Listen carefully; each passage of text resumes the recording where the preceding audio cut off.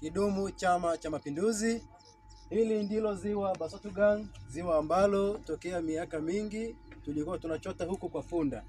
Sasa hivi Engineer Samuel Hayuma Khadai, mbunge wa jimbo la Hanang, amesaidia sana kwa kuleta shilingi bilioni 1.5, na hii ndio intake inayoonekana hapa ambayo inavuta maji kutoka hapa kwenda mlimani. Pale kuna tenki kubwa ambalo likijaa maji, ile maji hayo ndio yanaweza kusambazwa sasa kutoka katika vijiji vyetu, ikiwemo kijiji cha Hidet, kijiji cha Basotgan na kijiji cha Orbesh. Haya maji tunayoona hapa ni maji ya kutosha, maji ambayo hayawezi kuisha, lakini pia ni maji mazuri ambayo maji ambayo yanafaa pia kwa matumizi ya binadamu. Tunamshukuru sana Engineer Samuel Hayuma Khadai, lakini pia tunamshukuru sana Mama Samia Suluhu Hassan, Rais wa Jamhuri ya Muungano wa Tanzania, kwa kumsikiliza mbunge wetu na kumpa shilingi bilioni 1.5. Hiyo hela ambayo kwa sasa wananchi wanaenda kuifaidi. Wananchi wanaenda kunywa maji safi na salama, lakini pia amemtua mama ndoo kichwani. Tunamshukuru sana Mama Samia Suluhu Hassan, Rais wa Jamhuri ya Muungano wa Tanzania.